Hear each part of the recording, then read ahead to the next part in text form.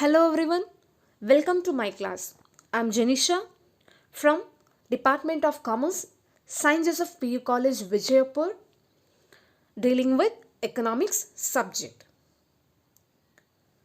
Today we'll start a first chapter from your second year syllabus, that is from part A, microeconomics, in that introduction to microeconomics. Dear students, look around, you observe every person engaged in one or other activity. That we can see seen in a simple economy. Then what is simple economy? Simple economy is an economic system in which each and every individual is operating, is required to partake in the manufacture of goods and services. That means each and every individual engaged with economic activities to attain income or to get the money. Thus, in this chapter, we'll see how the each and every individual engaged in economic activities and what is the role of or what is the contribution of every individuals in the economy. So I said already, as you know, that people in the society requires basic necessities in their everyday life. Take for example, their food, clothing, shelter, like transport facilities, roads, services like teacher services, doctors, lawyers, etc. So each and every individual requires basic necessities for their everyday life. And also, every individual can engage with their own economic activities. Say, take for example, a family farm may own a plot of land. Some grains, farming implements, may be a pair of bullocks, and also a labor services of the family members. And this farmer, he can produce corn, that is by use of part of the produce of the consumption purpose, and procure clothing, housing and various services in exchange for the rest of the produce. That means here farmers work on their land, okay, and also he used, that means here a farmer work on their land by using the raw materials, that is grains, farming implements, and also the pair of bullocks, and also labor services from his family members.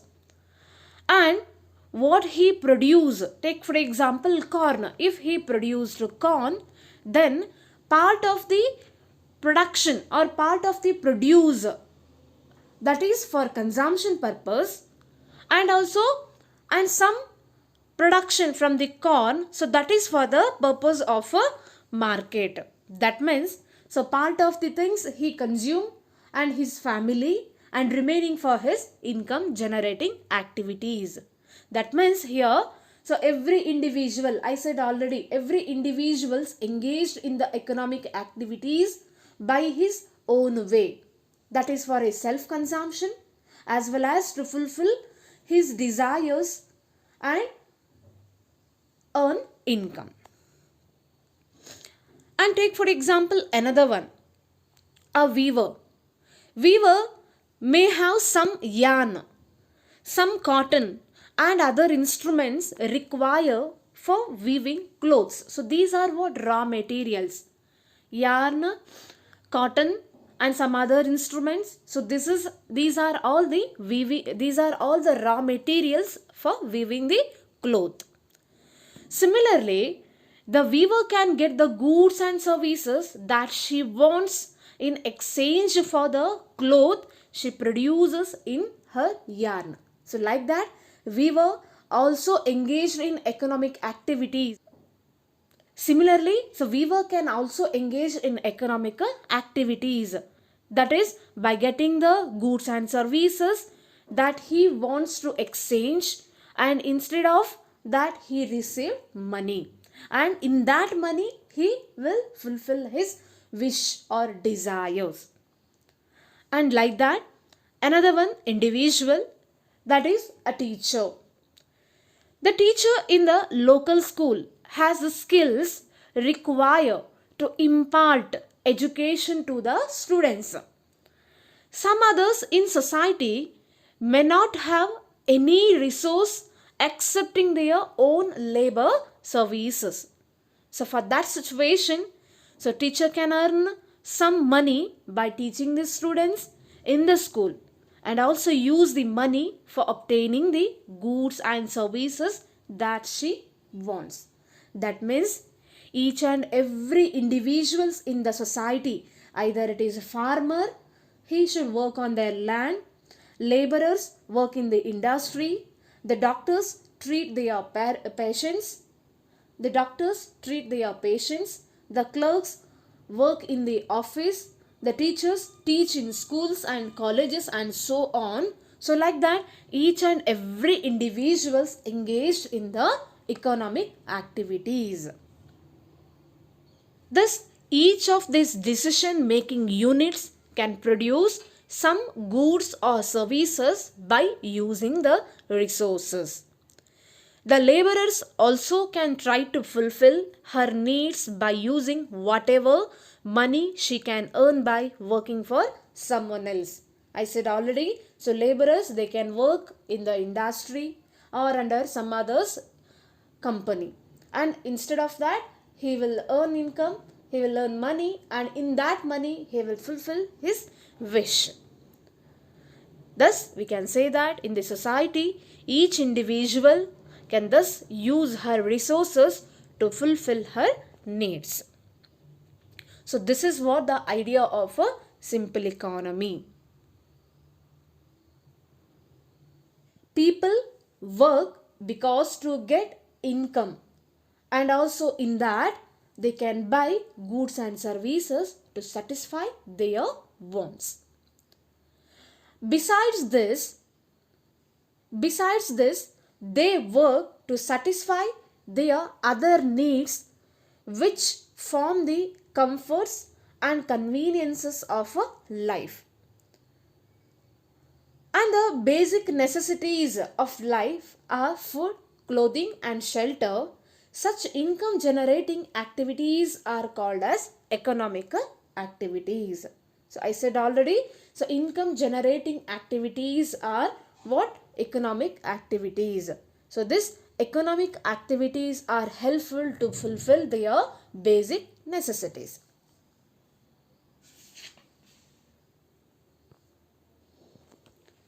Okay students, now let me discuss about the central problems of an economy, or the basic problems of an economy. Economics begins with human wants. Human wants are unlimited. The availability of resources are very limited. Hence, goods and services are priced. And also, economics is about making choices in the presence of scarcity. The problem of choice and the scarcity are too important in economics. If wants were limited and the resources to satisfy them were in plenty, then probably there would have been no need of studying economics also. However, in reality, the individual as well as society has limited resources. An economy is a mechanism through which the scarce resources are prioritized and organized for the production of goods and services. Thus, economy we consider as one of the mechanism. And also, households, firms, the government, and external units are important economic units of the economy, because household is one of the decision making unit. Household consume goods and services produced by the firms, and they are the owners of the factors of production. You know the factors of production: land, labor, capital, and organization. And also, factors of production are resources used to produce goods and services. And also, a firm is also one of the decision making unit, because it produces goods and services from households.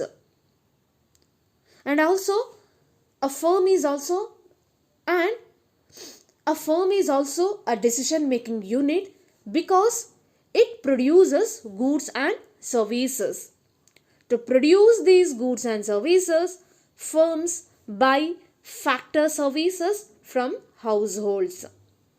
And along with, government provides the framework of rules and laws for households and firms to operate within the economy. In this way, we can see that households, firms, government, and along with the external units, so they operate in the economic system, and also each and every one depending upon each other. And this we can see here. And also, the basic economic activities or the basic functions of the economies are production, consumption, exchange, and the distribution. So these are the basic function or the economic activities. So this basic functions of the economy, so this also mainly depending upon the economic activities. So this basic economic activities which are also depending upon the resources of a economy. So in the course of these basic economic activities, every society has to face scarcity of resources, means shortage of resources, and it is the scarcity of resources that gives rise to the problem of choice.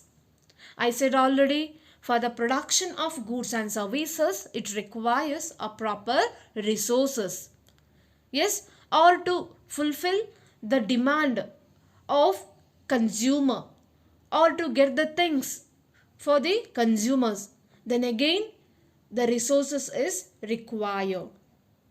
So that wants generally do not match the resources, as human wants are recurring in nature and new wants arise continuously because of economic, social, scientific, technological, and other reasons. So consequently, we have unlimited wants compared to our limited resources. So in this way, we face the problem of a choice. Therefore, one has to choose. Therefore, in this situation, one has to choose a certain set of wants among unlimited wants, but which are to be satisfied with one's limited resources.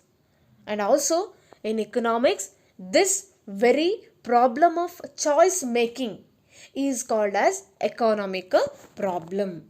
So that, dear students, remember then what is problem of a choice? So problem of a choice is nothing but economic problem.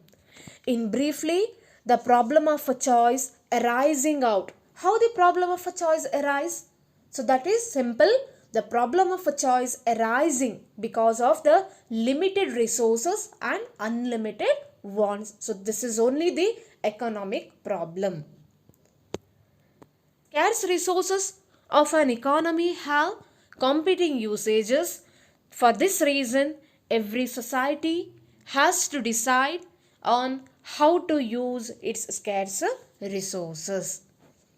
So, this is what the responsibility of each and every economic system. What are the three fundamental economic problems? They are what is produced and in what quantities. Second problem, how are these goods produced? Third problem, for whom are these goods produced?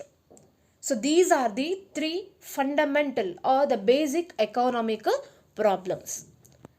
Now let me discuss in detail about these three problems and also we'll see how to solve these economic problems.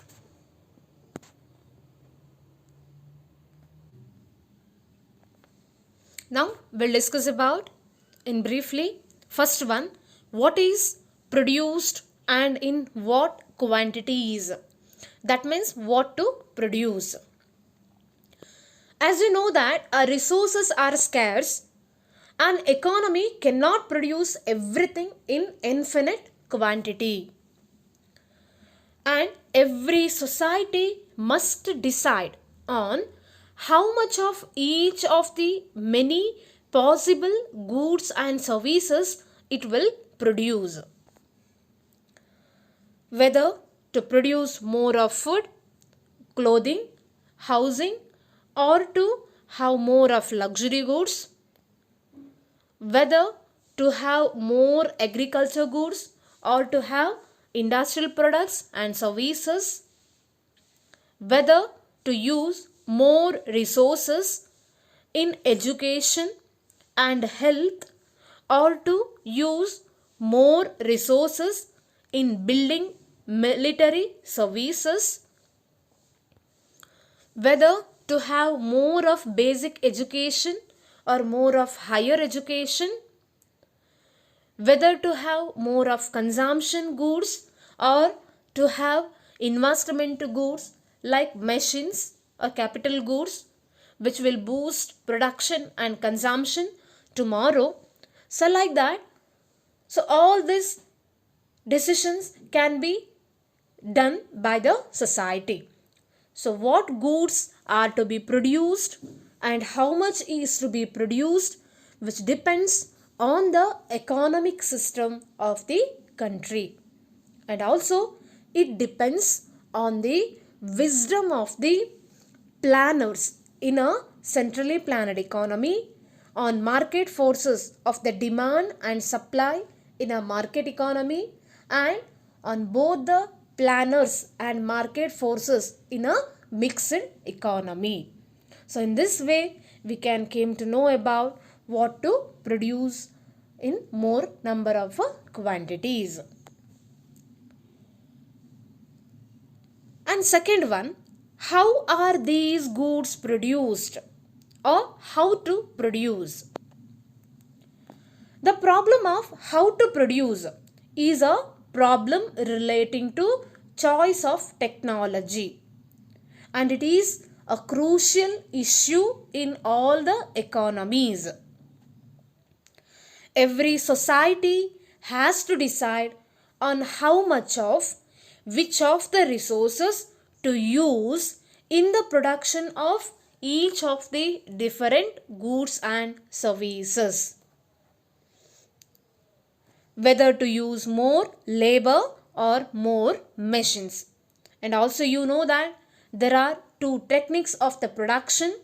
One is labor intensive techniques, another one is capital intensive techniques.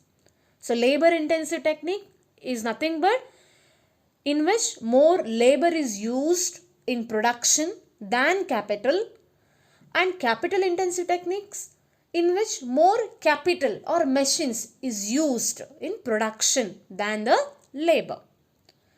So that which techniques is used more, so that is what question. So that which of the available technologies to adopt in the production of each of the goods. So the choice between these two techniques becomes a problem because the two techniques lead to conflicting results. That means the labor intensive techniques which generates more employment opportunities and the capital intensive techniques which raises efficiency. For example, cloth can be manufactured in large quantities by power looms or in cottage industries by handlooms. Similarly, irrigation can be done by either minor or major projects. Obviously, this is a problem of a choice of production technique. Thus, here also a society has to choose the right technique of production between these two techniques depending on the resources and requirement. And the third problem, that is, for whom are these goods produced or for whom to produce? Dear students, as you know that goods and services produced in an economy are consumed by its citizens and human wants are unlimited. And also human wants and the resources available vary from one place to another place or one region to another region. So that the individuals may belong to economically weaker sections or some may be in rich.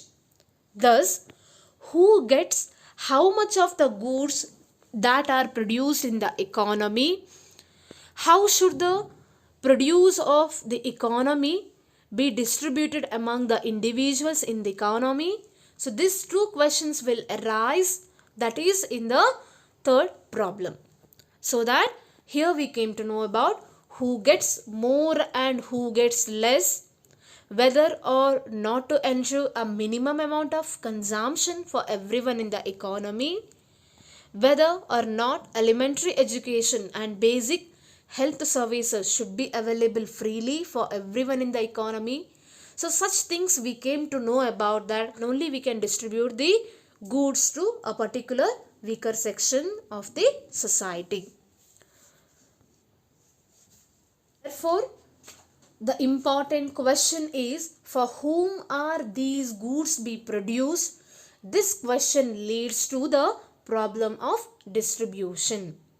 In such a situation, the three economic systems like centrally planned economy, market economy and the mixed economy, they'll make the decision by proper way and distribute the goods and services among the people. Thus, the allocation of scarce resources and the distribution of the final goods and services are the central problems of any economy. And also an economy faces other problems too. They are the problem of economic efficiency, the problem of full employment resources and the problem of economic growth. So these are all the problems faced in economy. Thus, we need to find the solutions for the basic economic problems, that is by the three economic system. Then we can achieve the economic growth. Okay students, in the next session we'll continue further regarding the microeconomics concept. Thank you.